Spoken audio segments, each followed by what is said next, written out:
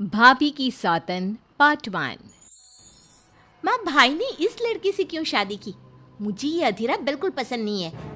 बेटी अब क्या कर सकते हैं, मैं भी तुम्हारे भाई की शादी इस लड़की से नहीं कराना चाहती थी, लेकिन समर्थ की जिद के आगे मुझे झुकना ही पड़ा।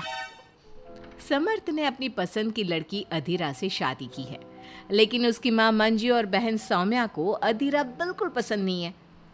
समर्थ की माँ ने तो अपने बेटे के प्यार के आगे अपना सर झुका लिया और दोनों की शादी करवा दी, लेकिन सौम्या ने अभी तक हथियार नहीं डाले थे।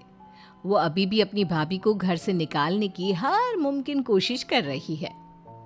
बहू, ओ बहू, आज चाय मिलेगी या नहीं? लाई माँ जी। एक तो समर्थ भी न जाने कहाँ से इस लड़की को पकड़ कर ले आया है। हर काम ऐसे करती है मानो हाथों में मेहंदी लगी हो। लीजिए माँ जी चाय। अच्छा तो ले आई तू चाय। मुझे तो लगा था कि तू सुबह की चाय दोपहर के खाने के बाद देगी। माँ जी, दूध वाला लेट आया था, इसलिए चाय बनाने में लेट हो गई। इतने में सौम्या वहाँ आ जाती है। माँ, मैं अपनी सहेली देविका से मिलने जा रही हूँ, शाम को आऊँगी। सौम्या, मैंने तुम्हारे लिए नाश्ता बना दिया है, पहले नाश्ता कर लो फिर चली जाना। मुझे आपके हाथ का बेस्वाद खाना नहीं खाना। मेरी सहेली देविका बहुत अच्छा खाना बनाती है, मैं उसके यहाँ खा लूँगी। ओके माँ, बाय, मैं चलती हूँ। सौम्या के जाने के बाद मंजू अपनी बहू पर चिल्लाते हुए कहती है, बहू, तूने इतनी बुरी चाय बनाई है, इससे अच्छा तो तू जहर पिला देती, कम से कम वो मीठा तो होता। अगर मेरे बस में होता तो चाय की जगह जहर ही दे देती। कुछ कहा तूने? अब नहीं माँ जी, मैं दूसरी चाय बना देती हूँ। रहने दे, मैं जा रही हूँ अपनी बहन के घर, तो घर का सारा काम करके रखना, शाम तक आ जाऊंगी। और हाँ, रात के खाने में कुछ अच्छा बना लेना। मंजू अधीरा पर हुक्म चलाकर चली जाती है। अधीरा बड़बड़ाती हुई किचन में जा रही होती है कि तभी समर्थ वहाँ आ जाता है। अधीरा, नाश्ता लाओ जल्दी से, ऑफिस के लिए देर हो रही है। क्या करोगे नाश्ता करके? किसी को भी मेरे हाथ से बना खाना पसंद नहीं आता, आप भी बाहर ही कर लेना नाश्ता। लगता है माँ और सौम्या ने फिर तुमसे कुछ कहा है, तभी तुम्हारा मूड इतना खराब है। तुम माँ और सौम्या की बातों का बुरा मत माना करो। मैंने माँ के खिलाफ जाकर शादी की है ना, इसलिए वो तुमसे कुछ उखड़ी उखड़ी रहती है। लेकिन मुझे पता है, जिस तरह तुमने मेरा दिल जीत लिया, उसी तरह तुम माँ और सौम्या का दिल भी जीत लोगी। बातें बनाना कोई आपसे सीखे। अब आपको ऑफिस के लिए देर नहीं हो रही? हो तो रही है, लेकिन सोच रहा हूँ सौम्या और माँ घर पर नहीं है, तुम दिन भर अकेली घर में क्या करोगी?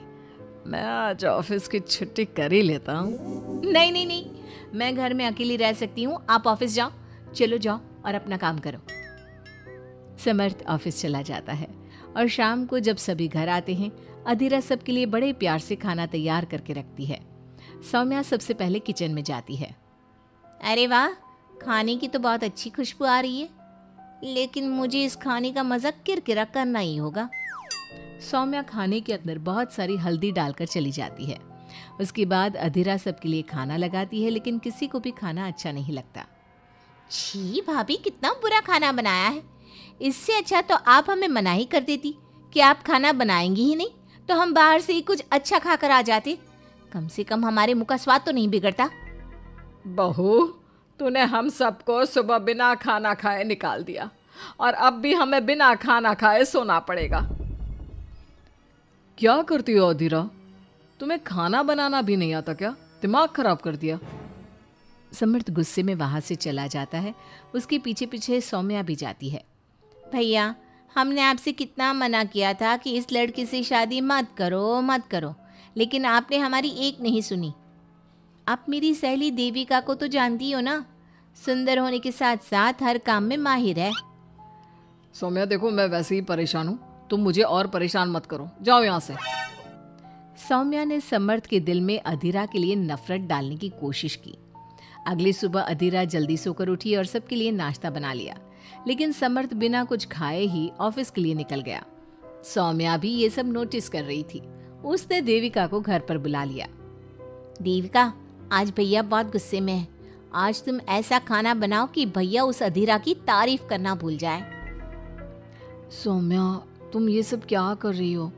तुम्हारा भाई शादीशुदा है, वो कभी मुझसे शादी करने के लिए तैयार नहीं होगा।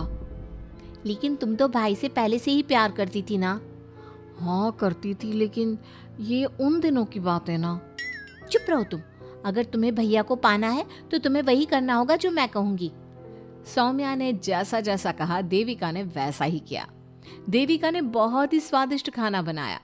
शाम को सभी लोग इकट्ठा हुए और सबने एक साथ मिलकर खाना खाया। इतना मजेदार खाना खाकर सबने देविका की खूब तारीफ की। समर्थ ने अपनी पत्नी को ताना देते हुए कहा, अधीरा, देविका ने कितना अच्छा खाना बनाया है।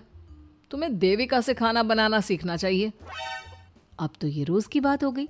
सौम्या हर बार देविका को अपने घर बुलाती और किसी न किसी बात पर अधीरा को शर्मिंदा करती। सौम्या अपने भाई की बात देविका से कराने लगी। अब समर्थ भी देविका से प्यार करने लगा। सौम्या ने अपने भाई से कहा, भैया आपको देविका पसंद है ना? अरे तुम ये क्यों पूछ रही हो? क्योंकि मैं चाहती हूँ कि आप देविका से शादी कर लो। अरे सौम्या, ये मुमकिन नहीं है, क्योंकि देविका मुझसे शादी करने के लिए कभी तैयार नहीं होगी और अधीरा भी इस रिश्ते से खुश नहीं होगी। आप देविका की चिंता मत करो, उससे मैं बात कर लूंगी। आप बस अधीरा भाभी को समझा दो। सौम्या की बात सुनकर समर्थ अधीरा के पास जाता है। वो उससे अपनी और देविका की शादी की बात करता है। अधीरा, मैं देविका से शादी करना चाहता हूँ। क्या? आप शादी करोगे? लेकिन क्यों? क्योंकि मैं उससे प्यार करता हूँ। प्यार तो आप मुझसे भी करते थे। कल कोई और लड़की पसंद आ जाएगी तो तीसरी शादी कर लोगे? देखो अधीरा, तुम्हें घर में कोई पसंद नहीं करता। तुम्हारी शादी मैंने माँ के खिलाफ जाकर की थी। अब तुम मेरे और देविका के बीच में मत आओ, प्लीज। क्यों बीच में ना आओ? मैं ये शादी नहीं होने दूंगी, आप चाहे कुछ भी कहो। अधीरा के लाख विरोध के बावजूद भी सौम्या और मंजू ने समर्थ की शादी देविका से करवा दी। आखिरकार सौम्या अपनी भाभी की सौतन ले ही आई। शादी के बाद देविका ने घर में आते ही घर वालों के साथ कैसा सलूक किया और अधीरा के साथ क्या हुआ, ये सब जानने के लिए इंतजार कीजिए हमारे अगले एपिसोड का।